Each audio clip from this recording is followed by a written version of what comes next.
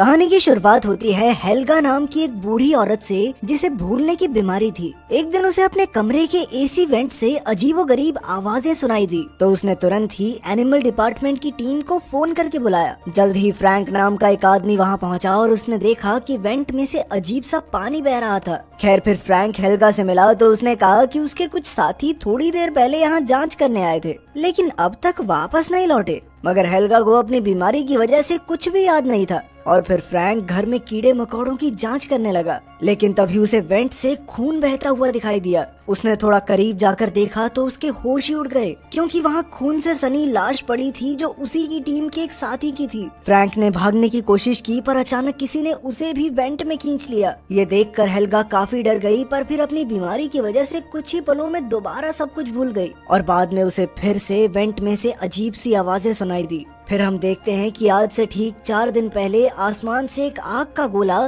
सीधा इस बिल्डिंग पर आ गिरा था जिसने एक मकड़ी को जन्म दिया। ये बिल्डिंग गंटर नाम की एक औरत की थी जो असल में हेल्गा की बहन थी। थोड़ी देर बाद हेल्गा की पोती शार्लेट वेंट से होते हुए गंटर के कमरे में आ पहुंची। असल में वो गंटर की गुड्डियों की कलेक्शन चुराना चाहती थी पर तभी उसकी नजर उस मकड़ी पर पड़ी और वो उसे एक डिब्बी में बंद करके अपने साथ ले आई। उसने अपने कमरे में जाकर मकड़ी को एक कांच के डब्बे में बंद कर दिया पर तभी उसका सौतेला बाप ईथन वहाँ आ गया क्योंकि गंटर ने उसे शार्लेट की शिकायत की थी। उसने शार्लेट को समझाया कि किसी कमरे में चोरी छुपे घुसना अच्छी बात नहीं होती मगर शार्लेट ने उसकी एक बात नहीं सुनी क्योंकि वो ईथन को अपना बाप नहीं समझती थी। बाद में हम शार्लेट की माँ हेदर को देखते हैं जो अपने छोटे से बच्चे लियम को संभाल रही थी। हेदर ने शार्लेट को लियम को संभालने की जिम्मेदारी दी और खुद काम से बाहर चली गई। कुछ देर बाद शार्लेट को एक कॉकरोच दिखा तो उसने कॉकरोच को पकड़कर मकड़ी को खाने के लिए दे दिया और वो मकड़ी एक ही झटके में इतना बड़ा कॉकरोच निगल गई। तब शार्लेट ने खुश होकर उसका नाम स्टिंग रखा। खैर रात को ईथन शार्लेट के कमरे में आया तो उसने स्टिंग को डब्बे में देखा। उसने आज तक ऐसी अजीबोगरीब मकड़ी नहीं देखी थी। तभी शार्लेट ने वहां आकर ईथन का ध्यान भटकाने की कोशिश की क्योंकि असल में उसे स्टिंग से लगाव हो गया था। खैर ईथन ने उसे बिस्तर में आराम से सुलाते हुए कहा कि वो उससे बहुत प्यार करता है मगर शार्लेट ने कोई जवाब नहीं दिया। फिर शार्लेट के सोने के बाद स्टिंग अपने आप डब्बे से निकल गया और घूमते घूमते गंटर के कमरे में आ पहुंचा। वहाँ उसने गंटर के तोते को बुरी तरह डरा दिया। फिर अगली सुबह शार्लेट का परिवार अपने कामों में लगा था कि अचानक उन्हें गंटर के चीखने की आवाज सुनाई दी। जब वो दौड़कर गंटर के पास गए तो उन्होंने देखा कि किसी ने उसके तोते को बुरी तरह मार डाला था। सबको लगा कि शायद ये किसी चूहे का काम होगा पर बाद में जब फ्रैंक ने आकर उसकी जांच की तो उसने कहा कि कोई चूहा तोते को ऐसे भयानक तरीके से नहीं मार सकता। खैर फिर उसने वेंट में कीड़े मारने की दवाई छिड़क दी ताकि जो भी जानवर था वो मर जाए। उधर शार्लेट अपने कमरे में स्टिंग के साथ बैठी थी। असल में स्टिंग तोते को मारकर चुपचाप अपने डिब्बे में वापस आ गया था। अचानक फोन से बिल्ली की आवाज आई तो स्टिंग ने भी ठीक वैसी ही आवाज निकाली और ये देखकर शार्लेट के होश ही उड़ गए। फिर उसने कई कॉकरोचेस इकट्ठा करके स्टिंग को खिलाए। तभी वहाँ कपड़ों को कीड़ों से बचाने वाली गोली यानी मॉथ बॉल आ गिरी तो स्टिंग उसे देखकर बुरी तरह डरने लगा जिससे शार्लेट को समझ आ गया कि स्टिंग मॉथ बॉल से डरता है। जल्द ही फ्रैंक कमरे में कीड़े मारने वाली दवाई छिड़कने आ पहुंचा मगर शार्लेट ने इससे साफ इनकार कर दिया क्योंकि वो स्टिंग की हिफाजत करना चाहती थी। फ्रैंक ने जब स्टिंग को देखा तो उसने कहा कि ऐसे कीड़े को साथ रखना खतरे से खाली नहीं है मगर शार्लेट उसकी बात मानने को तैयार ही नहीं थी। फिर रात को स्टिंग एक बार फिर डब्बे से निकलकर वेंट से होता हुआ मारिया के घर तक आ पहुंचा। उसे देखकर मारिया का कुत्ता बेहद डर गया और फिर स्टिंग ने अचानक मारिया के चेहरे पर ही काट लिया। मारिया जोर से नीचे गिर गई और जब उसने उठकर अपना चेहरा दोबारा देखा तो वो एक बार फिर से गिर गई क्योंकि असल में वो पैरालाइज हो चुकी थी। अब स्टिंग धीरे धीरे उसके मुंह में घुस गया और आखिरकार उसका पेट चीरता हुआ बाहर आ गया जिससे मारिया की मौके पर ही मौत हो गई। खैर फिर अगले दिन शार्लेट बिल्डिंग में रहने वाले अपने दोस्त एरिक से मिलने गई। उसे अपने कमरे में अलग अलग जानवरों पर एक्सपेरिमेंट्स करने का काफी शौक था। शार्लेट ने उसे अपनी मकड़ी दिखाकर कहा कि ये आवाजें सुनकर उसकी नकल कर सकती है। ये देखकर एरिक को उसमें खूब दिलचस्पी हुई और उसने कहा कि वो इस कमरे में स्टिंग को बड़ा करने के लिए उसका एक टैंक बनाएगा। शार्लेट भी राजी हो गई और स्टिंग को एरिक के हवाले करके आ गई। उधर मारिया का डरा हुआ कुत्ता जैसे तैसे वेंट के जरिए ईथन तक पहुंचा। ईथन उसे मारिया के घर लौटाने आया पर जैसे ही वो घर में घुसा तो मारिया की लाश देखकर उसके पैरों तले जमीन खिसक गई। उसने तुरंत पुलिस को खबर करके मामले की जांच करने को कहा।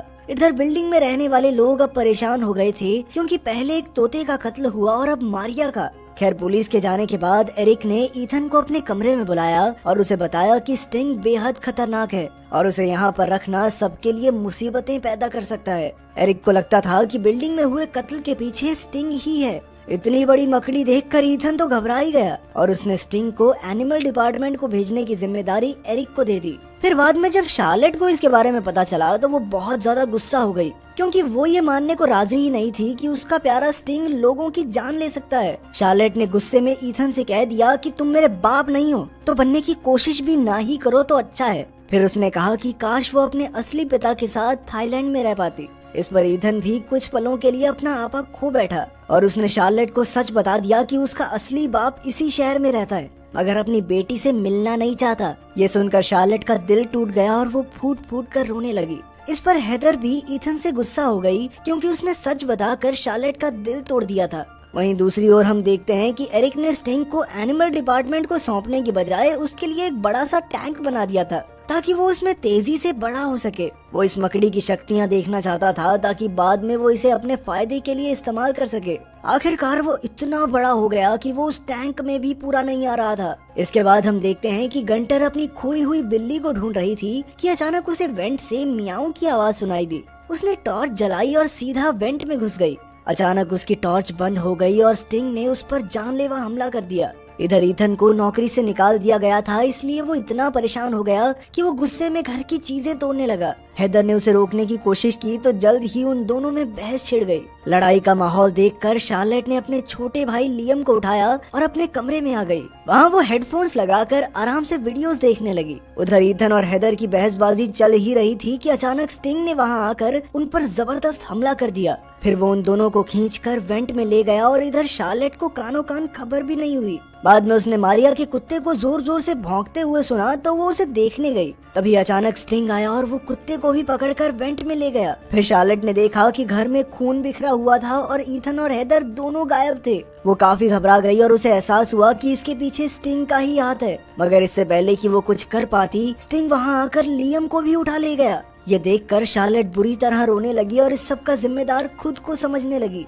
तभी अचानक उसे याद आया कि स्टिंग मॉथ बॉल्स से डरता है। फिर उसने तुरंत मॉथ बॉल्स का पाउडर बनाकर उसे पानी में मिलाया और फिर इस पानी को पिचकारी में भरकर स्टिंग को ढूंढने निकल पड़ी। बाद में जब वो एरिक के कमरे में पहुंची तो उसने देखा कि एरिक छत पर मकड़ी के जालों में फंसा हुआ था। फिर वो अपनी दादी हेल्गा को देखने गई तो वो एकदम ठीक ठाक थी। असल में हेल्गा हमेशा अपनी जेब में मॉथ बॉल्स रखती थी, जिस वजह से स्टिंग ने कभी उस पर हमला नहीं किया। फिर शार्लेट ने हेल्गा को एनिमल डिपार्टमेंट का नंबर दिया और उन्हें फोन करके यहाँ बुलाने को कहा। इसके बाद उसने मॉथ बॉल्स के पानी की कई बॉटल्स भर ली और अपने शरीर पर भी ये पानी छिड़क लिया। इसके बाद वो खुद वेंट में घुस गई, जहाँ उसे ईथन के चिल्लाने की आवाज सुनाई दी। उसने देखा कि ईथन भी मकड़ी के जालों में बुरी तरह फंसा हुआ था, इसलिए उसने जालों पर मॉथ बॉल्स का पानी छिड़क कर उसे आजाद किया। फिर जैसे ही वो भागने लगे तो अचानक वेंट टूट गया और वो बिल्डिंग की बेसमेंट में आ गिरे। तभी स्टिंग वहाँ भी पहुँच गया और अब वो शार्लेट पर हमला करने ही वाला था कि तभी ईथन ने तुरंत उस पर मॉथ बॉल्स का पानी फेंक कर उसे भगा दिया।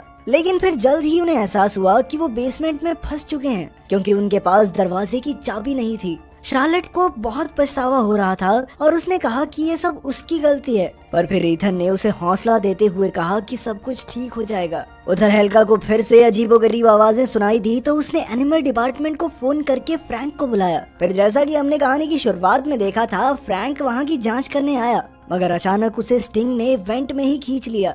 आखिरकार फ्रैंक भी बेसमेंट में आ गिरा, जहाँ पर ईथन और शार्लेट मौजूद थे। फ्रैंक घबरा कर दरवाजा पीटने लगा, मगर उसकी आवाज किसी ने नहीं सुनी। अब उसने इस सब का इल्जाम शार्लेट पर लगाया और ईथन पर हमला कर दिया। लेकिन फिर शार्लेट ने कहा कि वो मॉथ बॉल्स के पानी की मदद से इस मुसीबत से बच सकते हैं। कुछ पलों बाद स्टिंग फिर से वहाँ आ गया तो फ्रैंक ने गुस्से में अपनी नेल गन से स्टिंग पर हमला कर दिया। इससे स्टिंग को चोट तो लगी, मगर वहाँ मौजूद पानी की पाइप्स भी फट गई, जिससे उनके शरीर पर लगा मॉथ बॉल का पानी बह गया। मौके का फायदा उठाकर स्टिंग फिर से अंदर आया और इस बार उसने फ्रैंक को बेरहमी से मार डाला। तब शार्लेट और ईथन तुरंत कूड़ेदान में छुप गए, जहां उन्होंने देखा कि हेदर और लियम भी मकड़ी के जालों में फंसे हुए थे। आखिरकार उन्होंने बचे हुए मॉथ बॉल्स के पानी से उन्हें आजाद किया और फिर उनका पूरा परिवार इकट्ठा हो गया। तब शार्लेट को एहसास हुआ कि वो अपने परिवार से कितना प्यार करती है। लेकिन खतरा अभी टला नहीं था क्योंकि स्टिंग फिर से वापस लौट आया। तब ईथन ने स्टिंग को कूड़ेदान में बंद करके कचरे को मसलने वाली मशीन से उसे मारने का फैसला किया,